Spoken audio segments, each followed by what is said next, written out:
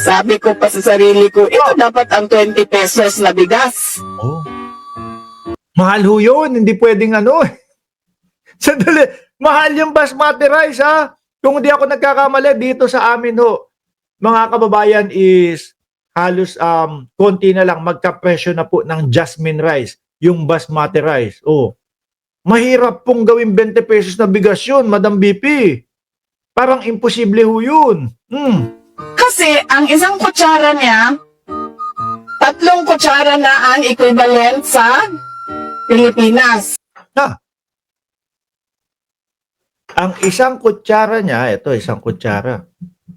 Pag pinuno mo to ng basmati rice at inilipat mo sa kabilang kutsara, magiging 3 ang equivalent. Paano?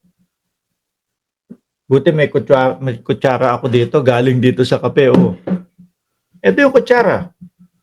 Pinuno mo ng isang scoop na kanin. Di ba? Pag nilipat mo, o kunyari may 3 kutsara ka, ibig sabihin mapupuno. Yung 3 kutsara na yon. Kung ang ibig naman sabihin ng Vice Presidente, itong basmati rice na ito, pag kinain ko to, no, is 3 equivalent ang magiging pagkabusog ko. Tama ba? Ganun kasi, hindi din. Parang ganun lang naman din. Ano po, iba lang. Mas mahaba lang yung basmati rice kaysa po doon sa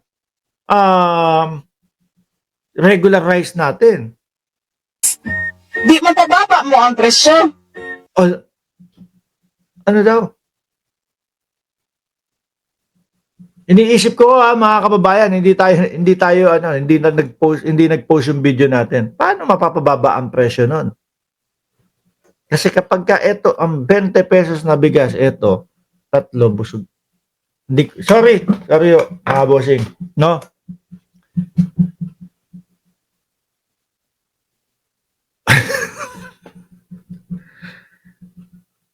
Paano mo pa? Tuloy na lang ho natin mga kababayan. Sorry ho, no? Pag sabihan nyo na ako tanga at bobo ako pero hindi ko talaga maintindihan. Sabi ko ganito dapat ang... Bakit ang haba nun? Oh, hindi ko ho alam. Tanong nyo ho kay Roque. Kasi yun talaga. Tsaka ang kagandahan ho sa basmati rice mga bossing is buhaghag po. No? Tapos sundin nyo pa yung mga vlog. Sundin nyo yung vlog ni Ninong Ray, mga kababayan. 5 beses mong hugasan yung kanin. Naku, mas buhagago yung rice nyo. Kasi yung... Kinabahan ako. Kasi mga kababayan, kumbaga meron parang malagaw-gaw pa po dyan sa rice na yan eh. Kapag kainuhugasan nyo, di ba kapag unang tubig, mamuti-muti yung tubig ninyo, puti, natatanggal yung mga gaw-gaw na yon. Yun yung mga nadidikit to o yung nagdidikit-dikit. So pag natanggal totally yun, ako ginaganon ko pa yung kanin eh, para matanggal lahat. Dahil ang sarap pong kumain kapag yung rice o yung kanin, buhaghag na buhaghag. O bakit daw ho kinabahan ng ating Vice Presidente? Sa kanya baka siya, artificial... Basmati po ang tawag doon, Madam BP. Hindi po artificial rice. intelligence na... Hindi, artificial rice. Kapag dinagdagan nyo pa po ng intelligence, iba na po ang ibig sabihin nun. Artificial rice. Baka artificial rice. Pero hindi ho, basmati rice po ang tawag doon, Madam BP. rice. Para siyang pasta. Uy! Uy! Sorry ho.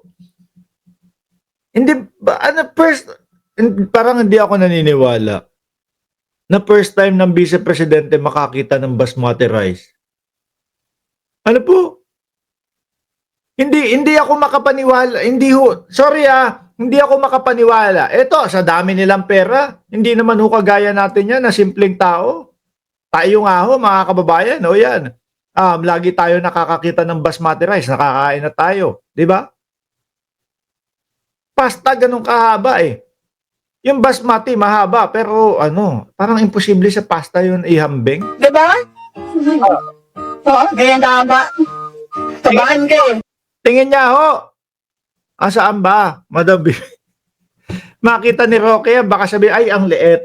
Bakit ganito ito? Ay, hindi tayo makakataba.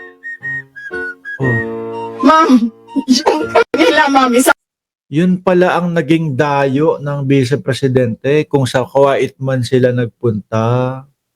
Totoo nga naman no, ang sinasabi ng Vice Presidente na stress na yung mga kababayan natin. Siguro po mga bossing, ito pong mga ganitong pagpapatawa o ganitong mga performance ng Vice Presidente para po mabawasan ang stress ng ating mga kababayan doon sa Kuwait. O huwag niyong papagalitan. Baka ganyan ho siya mag-perform mga kababayan, mga boss chief mo, sir. Kumbaga,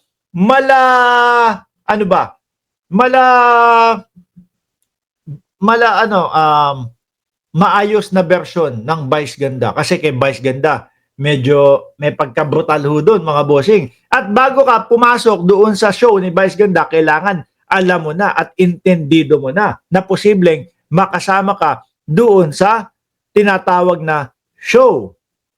Di ba? Dito naman, kay Vice Presidente, medyo maayos. No?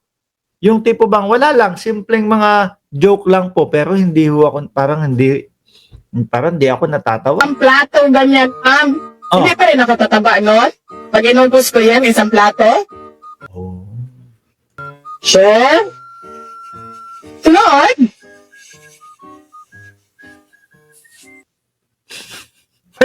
Sabi ni Scope Flores, may kausap ba yan? Baka puro security personnel lang yata ang nakikinig dyan sa kanya.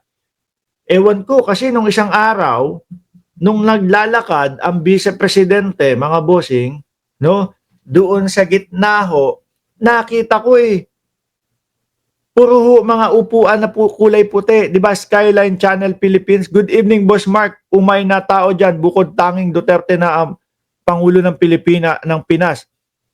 Sa mga nakalipas na mga administrasyon, walang ganito. Totoo.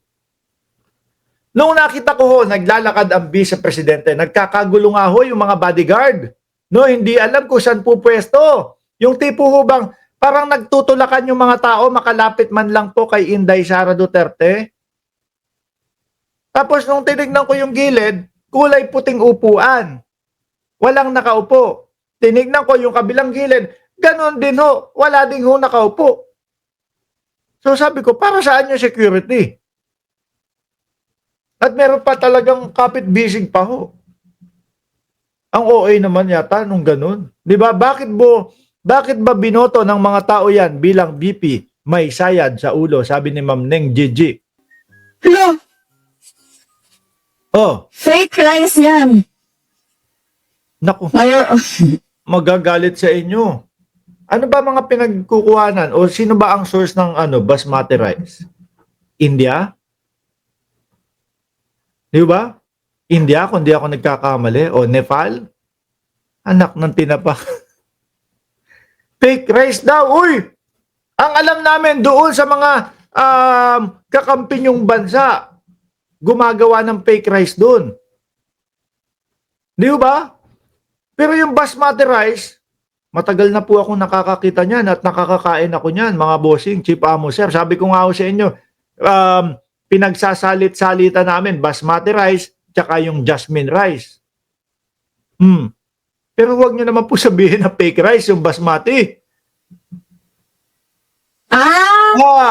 so kaya ganyan kalaki ang kanilang serving ng rice kasi hindi siya makataba. Oh. Pero tingin ko, makakataba pa din yun. Ano ho, mga kababayan? So dapat kinain ko lahat yan para mabusog ako, ganon. Ayan po, mga kababayan. At dyan nga po natin natunghayan na yung ating pong mga kababayan nai-stress na dahil po sa gobyerno ni Pangulong Bongbong Marcos at kaya po to the rescue ang ating Vice Presidente, mga boss chief amo, sir, no, na magpatawa doon sa kinaroroonan ng mga kababayan natin na OFW, mga bossing. Yung pala,